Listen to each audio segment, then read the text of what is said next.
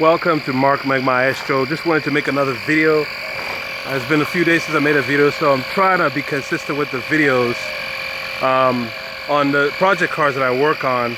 As of course you know, the last project car I'm working on right now is the CLS. I'm out here with my son. There's a CLS right there. I'm actually putting air in the tire because the tire on the right side keeps getting lower. So I'm going to shut off the machine right now. Yeah, so I guess I can do a little chit chat about the used car industry in this pandemic. Now, you know, I buy cars from the auction, and you know, people are still buying cars at the auction, believe it or not. My next goal is to get a Maserati because I really want one. I want like a 2008, 2009 Maserati Quadrupote. That's my next goal. It's actually not too expensive. You could see some for 6,000. You could see some for even 3,000. I've seen pretty competitive bids on it. But I guess I'll talk to you about. I don't have the virus. I just have a cough because of this allergies. But I wanted to talk about how I buy cars. I usually look on Facebook. I shop at IAA, and also I shop at Copart.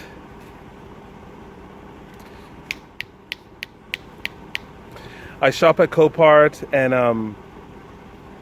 so it's not really much difference. You can find more cars. You can find more cars on Facebook, or people that are trying to actually get rid of their cars really quickly. They don't really care about the price. You can negotiate down like really low, and you can buy cars like that. I found some awesome deals on OfferUp and Facebook. A couple of cars I bought. I bought a car, a really high, like you know, like I got a Porsche for less than $1,000.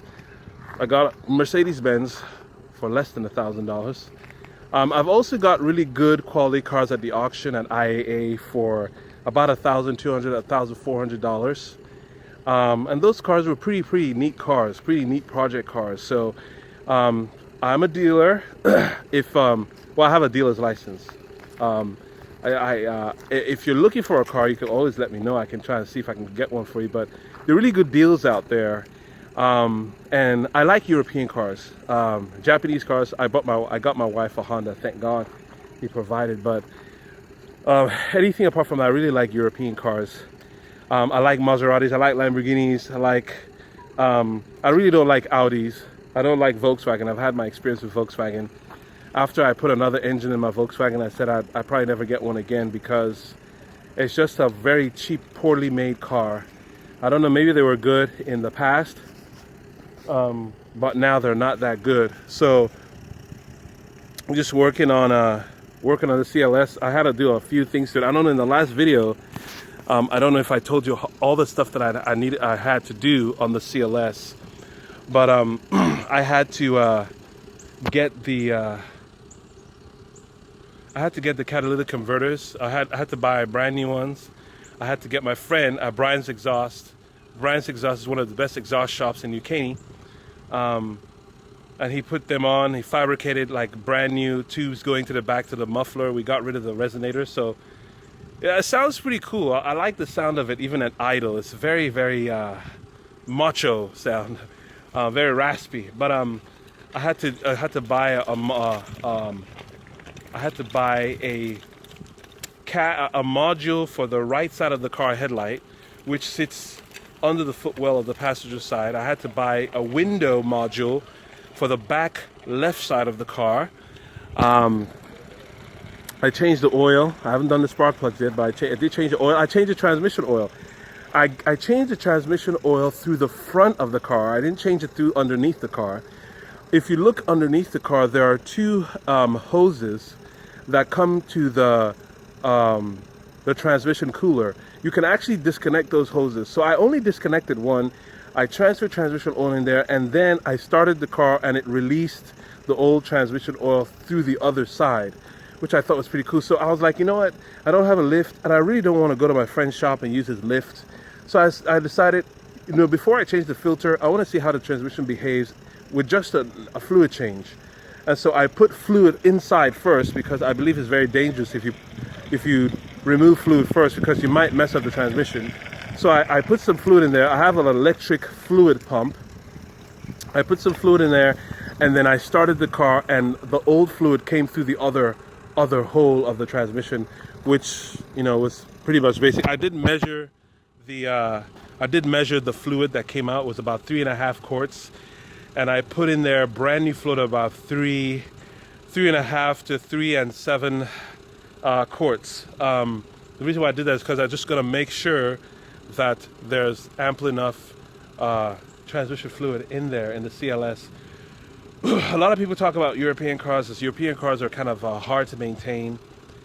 Well, okay, well, maybe they don't say it's hard to maintain.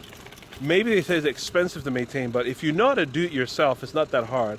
A European car is not, it's not like you don't need to be Albert Einstein to be able to work on these cars. So actually, these cars, I can almost say these cars are just as easy to work on as a Honda, or even a little bit easier. A little bit of complication, you got to do things differently. Of course, you know, when you're changing fluid, you have to change the fluid at a certain temperature for the transmission. You have to, the easiest thing, the cool thing about this is that in the BMW and the Mercedes, the oil filter is right in front of the engine, where you can open it and put the right filter in. Oil change is not that difficult. You just gotta take off a few panels from the bottom to change the fluid, and then if you get these cars to run right, they run really good. You just have to watch out for maintenance. You got to really maintain them. So that's basically it on these cars. Hopefully, I'll be trying to get a Hummer for another project, or a Maserati. The Maserati, a Hummer, I could see it. The Maserati, I could see it too. But the reason why I want to get the Maserati is because it has a Ferrari engine. I've always wanted to have a supercar, and I think that a Maserati will be my first supercar. And I love the paddle shifters. On the 2008, it has a ZF transmission, and I work with ZF transmissions because ZF transmissions are on BMWs, they're on different car makes, and they're a pretty good transmission, pretty good to maintain. Just change the oil, change the filter, you know, just make sure that the oil is always good, and you've got yourself a car that'll last for a while. So that's basically it right now. Just wanted to make a little video. I'll